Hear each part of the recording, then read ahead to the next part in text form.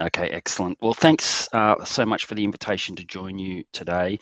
Hello, everyone. It's a great pleasure and always an honour to represent GEO and the Land Degradation Neutrality flagship inside GEO.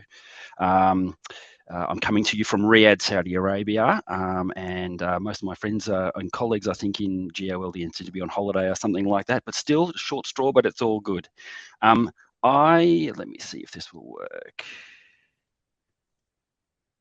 I cannot. Aha. So the issue that we focus on in GEO-LDN is land degradation. And actually, we partner very closely with the UNCCD, the Convention to Combat Desertification. And they've got a couple of programs around, in the SDGs around helping countries to understand their extent of land degradation and do things about it to repair the land.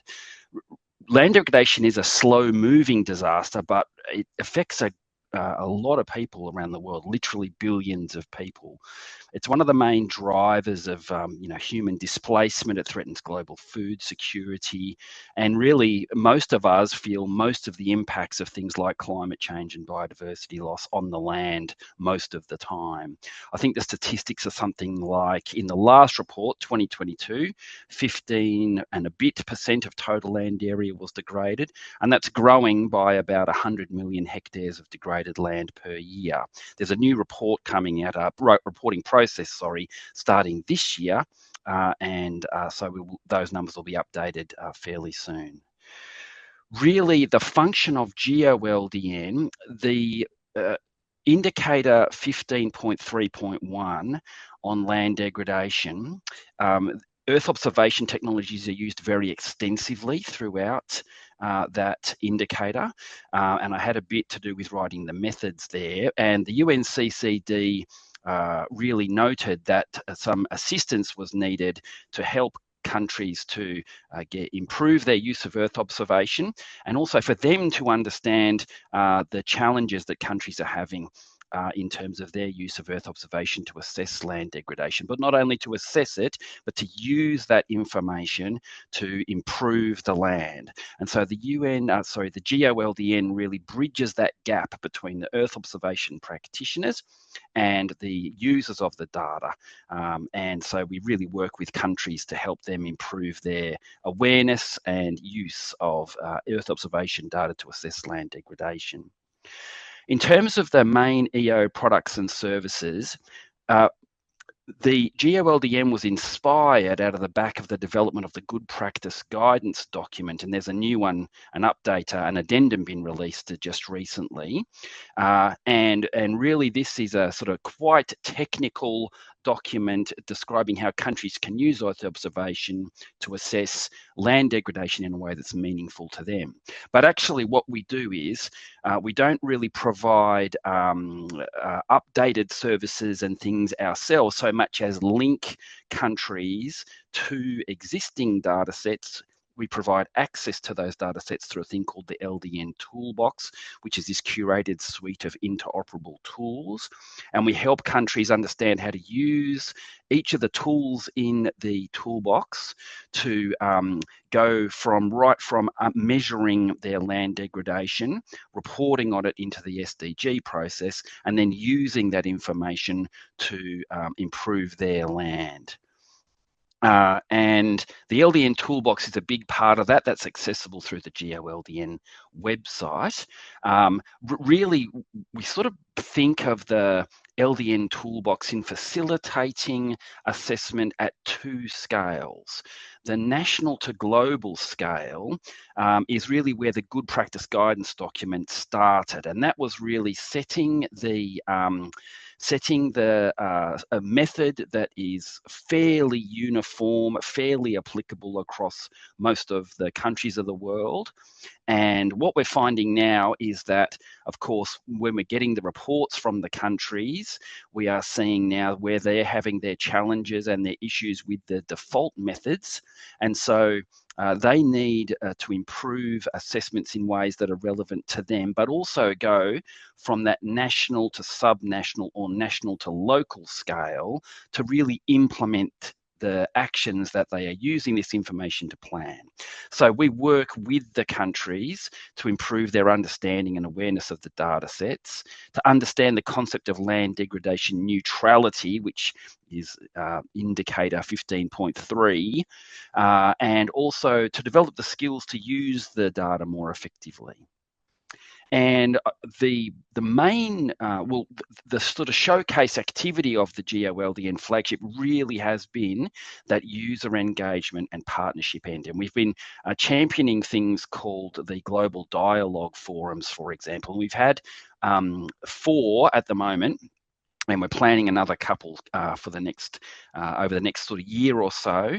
The big one originally was in Cape Town at the GEO conference there. We had 44 national teams apply to join us, and unfortunately, the room was only big enough to host about 15 countries. What we do there is we get a land use planner, an earth observation person, and an environmental person together, and often this is of great benefit to the countries themselves as they start to become aware of the other people working on land degradation within their own country. We get that comment a lot. In Riyadh in 2024, we had 56 participants from 11 teams at the Dialogue Forum there. That was fantastic, and it's one of the events that, of course, brought me to Riyadh.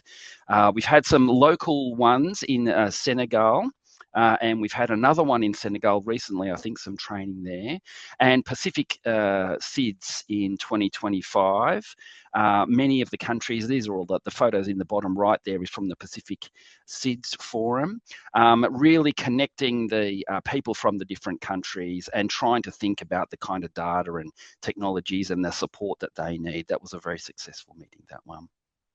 In terms of further engagement and other partnerships, we've been really lucky to have very generous support from the German government, the GIZ and the BMZ, and they have funded a permanent secretariat for us, which I think has been really the secret to the ongoing success of the GEO-LDN, keeping it alive, keeping that momentum going. And of course, all the people in the GEO-LDN secretariat are really great at what they do, and so that's been a major bonus for us, I think.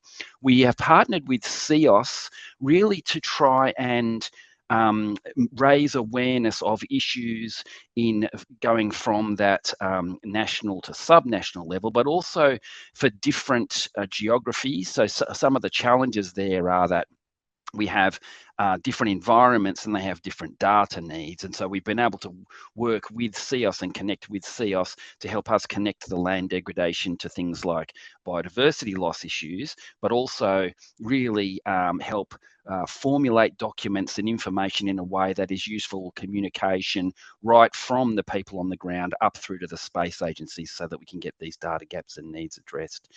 Inside GEO-LDN, we're thinking about the model that we use, the business model that we use as well, and we're trying to implement now. We've sort of established most of the bones of a model that will help us support growth in the future. And we think that within GEO, we're one of the leaders of the sort of connections, the alignment of the Rio Convention focused activities within GEO there as well. And there's a couple of external things. The African Student Chapter is this amazing bunch of people who are basically getting together to learn about LDN. And the International Postgraduate Program on LDN is one of the mechanisms that we are using. Amos Carbo-Bar is a great leader of that whole function there, really to raise awareness within young people about the importance of land degradation and start to get these people educated and qualified so that as they move through their careers, they can implement some of this LDN thinking in their own organisations. So in terms of new technologies, as I mentioned before, what we've had is more of a focus really on engagement and support for technologies and development of new technologies ourselves. And things like the Open Land Map, the SoilDB product there, and GeoGlam Wrap, they're really, we don't use those at the moment for LDN assessment. SAR data is another one where we don't use that at the moment for LDN assessment, but we see great opportunities for these data sets. And so raising awareness of the existence of these types of data sets and finding ways to connect those to the right people, make them available to people in specific geographies, is one of the things that we do through the LDN toolbox. And as I said, we've had a little bit of success there with the Pacific SIDS, for example. I'd like to think that we inspired the creation of a higher resolution data set that's very useful for assessing land degradation in small areas. We're also focusing on a couple of other geographies in line with the UNCCD focus areas, including the hyper-arid environments, where many of the sort of land productivity assessment methods that we use just don't have a number. They can't produce a number out of them because of the low vegetation cover. And we're developing side events at the Geneva GEO Symposium around hyper-arid data needs, and also data needs in mountainous areas. So in terms of sustainability, the German government's been very generous. We've had a lot of success and made a lot of connections with this budget that they very generously provided. And unfortunately, that's wrapping up at the moment, ramping down. The Secretariat guys are fantastic at really making the best of the small amount of resources that we've got there. But certainly at the moment, the continuity of the GEO-LDN flagship is there's not a clear path for continued funding. I do also see an important role for GEO-LDN after this reporting phase to connect up with these countries that have been brought together through this UNCCD process to ensure that they make the most of the data that they've recorded and measured and implement that into their land degradation neutrality planning. So we are sort of, thinking about how to get the continuity of funding going there, but Germany's been very generous so far. And the German program actually has some clear outcomes that they're looking for as well. 10 minutes already. Yeah, sure. So they're really looking at these, the digitalization of things, partnerships, and developing that sort of partners with structural and policy and commercial sector things as well. So that's actually all for me. And there's a QR code there if you want to find out more about us on LinkedIn. So thank you very much.